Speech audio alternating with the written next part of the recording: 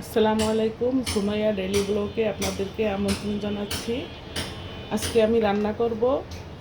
এখানে কচুরমুখী সিদ্ধ করে পরিষ্কার করে ছিলে নিয়েছি। আমি সিদ্ধ করে নিয়েছি, কচুরমুখীটা সিদ্ধ করে নিয়ে ছিলে হলুদ আর লবণ কিছুক্ষণের জন্য মাখিয়ে রেখেছি। কচুরমুখী রান্না করব চিংড়ি মাছ দিয়ে। এখানে চিংড়ি মাছগুলো কেটে নিয়েছি। এখানে পেঁয়াজ বাটা, জিরা বাটা, রসুন বাটা, আর এখানে আমি কই মাছ হলুদ লবণ মেখে রেখেছি। আমি কই মাছটা ভেজে তারপর ভুনা করব। এখন আমি চুলায় একটা কড়াই বসিয়ে দিচ্ছি কচুরমুখী রান্না করার জন্য।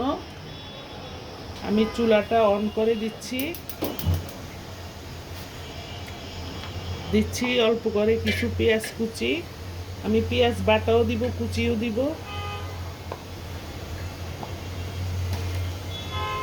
পেঁয়াজটা কিছুক্ষণ ভেজে নিয়ে এখন আমি চিংড়ি মাছগুলো দিয়ে দিচ্ছি।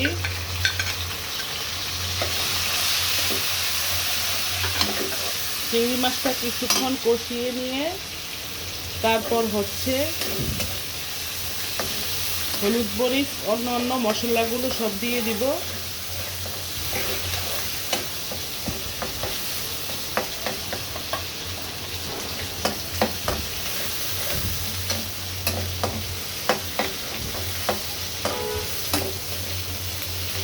চিংড়ি মাছগুলো আমার কষানো হয়ে গিয়েছে। আমি এখন সব বাটা মশলাগুলো দিয়ে দিচ্ছি। এখানে সব ধরনের মশলা, পেঁয়াজ বাটা, রসুন বাটা, আদা বাটা, আদা না, কচুরমুখির সাথে আদাটা যায় না। সামান্য একটু জিরা বাটাও দিয়েছি। আমি আদা বাটা দেইনি। একটু পানি দিয়ে দিচ্ছি। এখানে দিচ্ছি আমি জিরা বাটা, সামান্য একটু জিরা, রসুন বাটা, পেঁয়াজ বাটা, পেঁয়াজ কুচি, হলুদ মরিচের গুঁড়া। এর বেশি আমি আর কোনো মশলা দিব না। কচুরমুখির সাথে অন্য কোনো মশলা দিলে খেতে ভালো লাগে না। মাছ দিয়ে রান্না করলে, মাংস দিয়ে রান্না করলে তখন অন্য মশলা দেওয়া যায়, কোনো সমস্যা হয় না।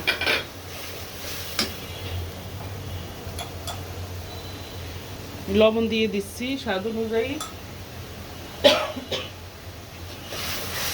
এভাবে কষিয়ে নিয়ে আমি কচুরমুখিগুলা দিয়ে দিব।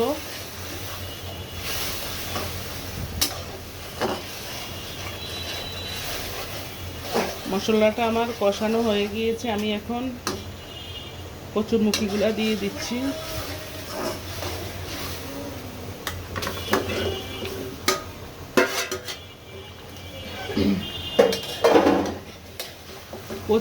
কচুরমুখী দিয়ে আমি সুন্দর মতো নেড়ে চেড়ে কষিয়ে নিব।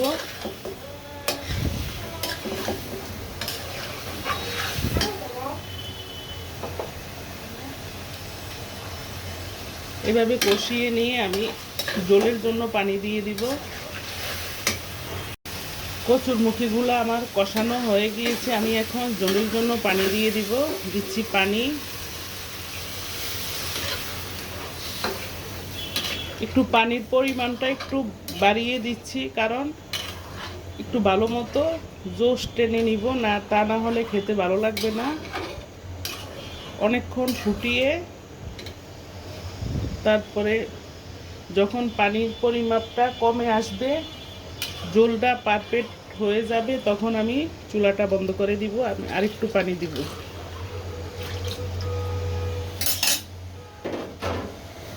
এই চুলায় আমি আরেকটা প্যান বসিয়ে দিচ্ছি, একটা ফ্রাই প্যান দিয়ে দিচ্ছি চুলায়। এখন আমি দিচ্ছি তেল। আমি এখানে তেল দিচ্ছি। কই মাছটা আমি ভেজে নিব, তাই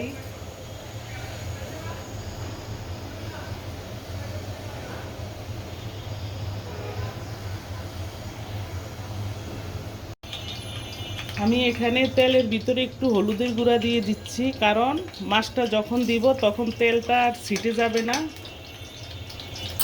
তাই দিয়ে দিচ্ছি। এখন নেড়ে চেড়ে দিচ্ছি।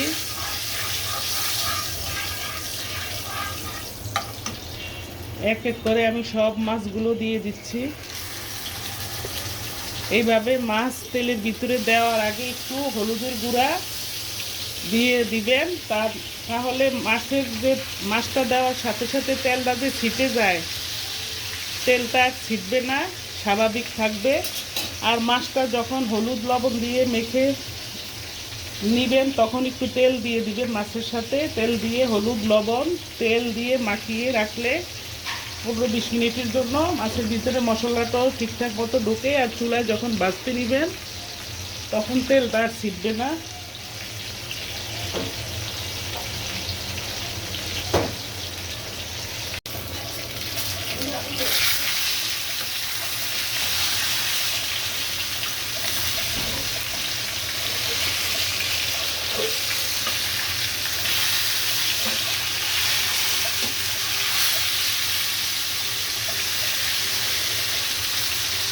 মাছটা আমি এক পিঠ হয়ে গিয়েছে, আমি উল্টে দিচ্ছি।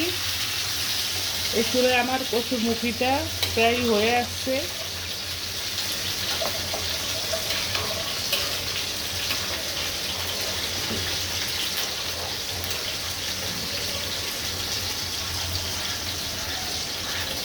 আরও কিছুক্ষণ চুলায় রাখতে হবে, আর একটু জল টানিয়ে তারপর আমি চুলাটা বন্ধ করে দিব। আমার সাথে থাকুন, দেখতে থাকুন, কোথাও যাবেন না। এখানে মাছের জন্য আমি নিচ্ছি হলুদের গুঁড়া, মরিচের গুঁড়া, জিরা বাটা, পেঁয়াজ বাটা, রসুন বাটা। এগুলা সব পেঁয়াজ রসুন জিরা আমি এগুলা শিলপাটায় বেটে নিয়েছি। এখন আমি এই মাছটা ভেজে নিয়েছি, এই মাছের তেলের ভিতরে আমি সব মশলাগুলো দিয়ে দিব। এই হচ্ছে আমার মাছ ভাজা। মাছটা আমি কড়া করে ভেজে নিয়েছি, কারণ এটা হচ্ছে চাষের মাছ। ভাজাটা একটু শক্ত করে ভাজলে মাছটা খেতে অনেক ভালো লাগে। মশলাগুলো আমি সব দিয়ে দিচ্ছি।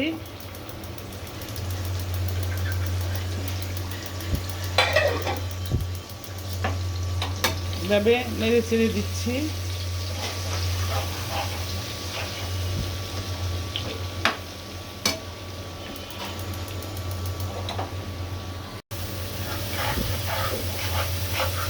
মশলাটা খুব সুন্দরভাবে কষিয়ে নিতে হবে।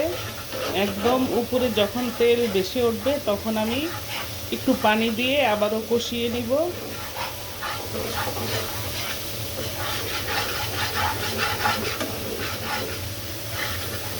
এখন একটু পানি দিয়ে দিচ্ছি।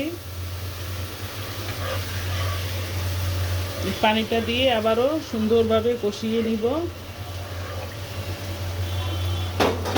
পানিটা যখন ফুটে আসবে তখন আমি মাছগুলো দিয়ে দিব।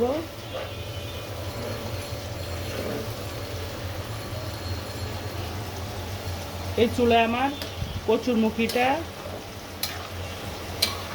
হয়ে আসছে। আমি এখন চুলার জালটা বন্ধ করে দিব। আমি একটু জল রাখবো, কারণ এটা নামানোর পরে আরও কিছু জলটা আরও অনেক টেনে যাবে।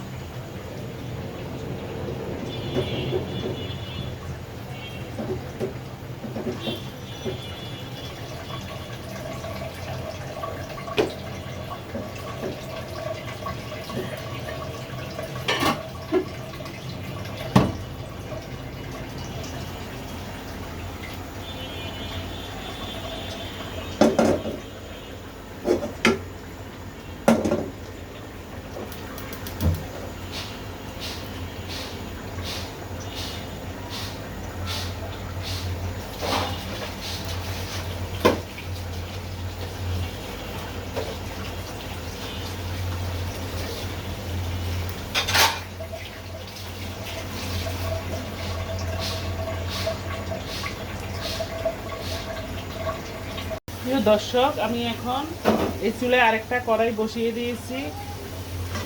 আমি এই কড়াইটার ভিতরে দিচ্ছি তেল, দিচ্ছি পেঁয়াজ। পেঁয়াজটা আমি হালকা ভেজে নিয়ে আমি পাট শাক ভাজি করে নিব। পাট শাক কেটে ধুয়ে পরিষ্কার করে জড়া দিয়ে রেখেছি।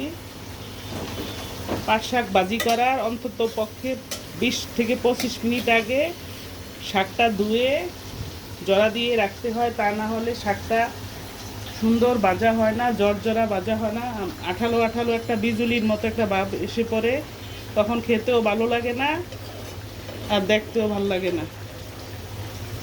মাছটা আমি আবার উল্টে পাল্টে দিচ্ছি।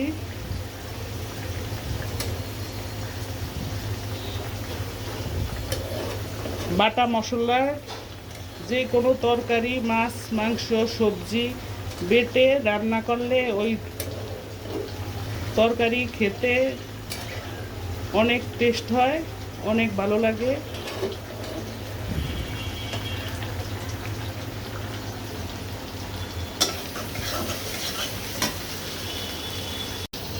এই পর্যায়ে এসে আমি শাকগুলো দিয়ে দিচ্ছি। পেস্টটা আমার ভাজা হয়ে গিয়েছে।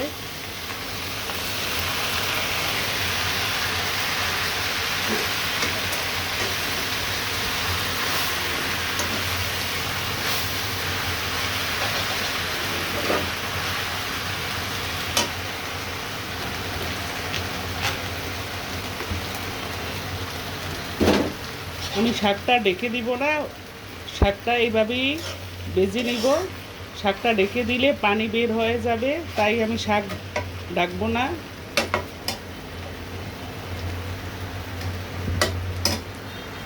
আমার মাছ রান্নাটা একদম কমপ্লিট হয়ে গিয়েছে। আমি এখন চুলার জালটা বন্ধ করে দিব।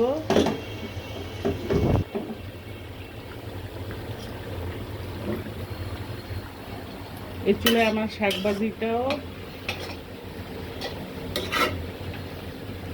শাকভাজির সাথে আমি নাগামরিচ দিয়েছি, কাঁচা মরিচ এবং নাগামরিচ দুই পদের মরিচ দিয়েছি, কারণ শাকভাজি একটু জাল জাল হলে খেতে অনেক ভালো লাগে।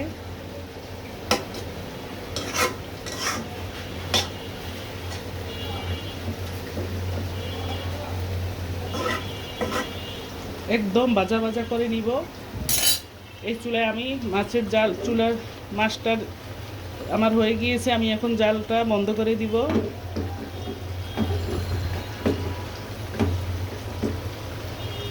চুলাটা বন্ধ করে দিচ্ছি। করে নিয়ে আমি খাবার টেবিলে চলে এসেছি। এখানে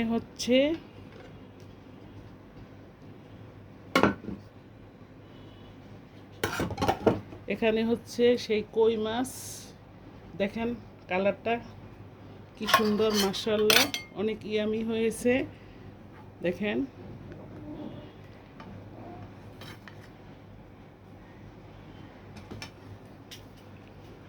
জাস্ট ওয়াও, সুন্দর একটা ফ্লেভার বের হচ্ছে। আমি যখন ঢাকনাটা উদলা করে দিয়েছি তখন সুন্দর একটা ফ্লেভার বের হচ্ছে।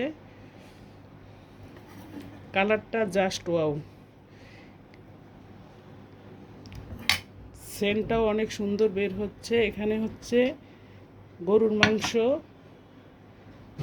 এখানে হচ্ছে সেই কচুর মুখী। দেখেন ওয়াও,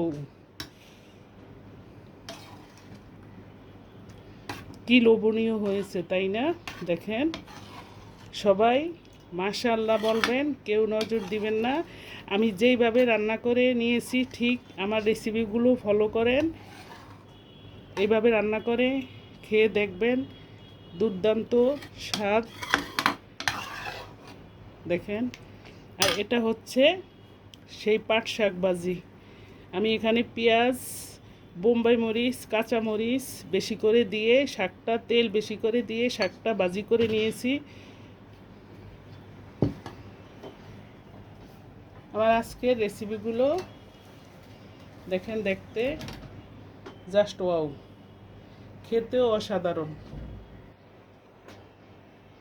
আমি এখন খাবার প্লেটে বেড়ে নিচ্ছি, সবাইকে বেড়ে দিয়েছি, সবাই যার যার মতো খেয়ে নিচ্ছে।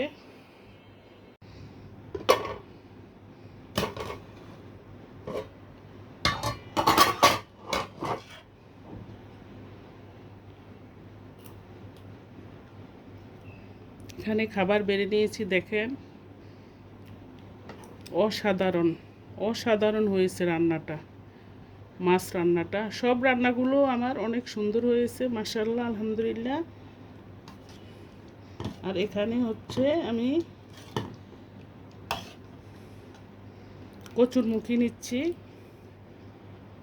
দেখেন।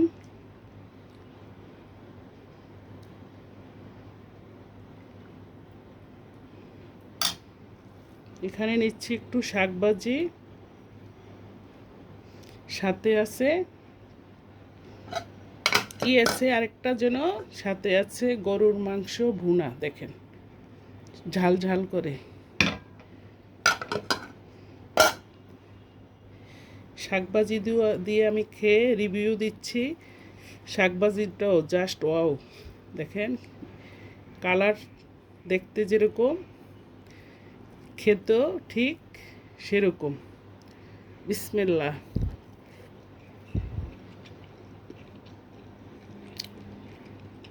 বলার অপেক্ষা আর রাখে না। এখন একটু কচুরমুখী দিয়ে আমি খেয়ে নিচ্ছি।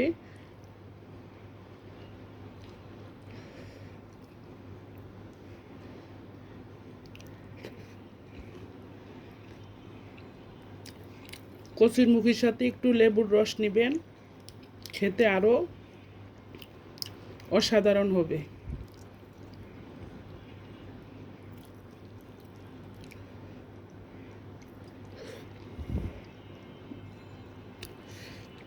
সেই টেস্ট। এখন একটু মাছ দিয়ে খেয়ে নিচ্ছি, দেখেন।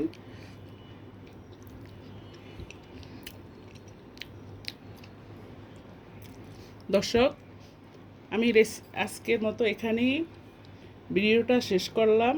আপনারা যে যেখানে আছেন ভালো থাকেন, সুন্দর থাকেন। আসসালামু আলাইকুম।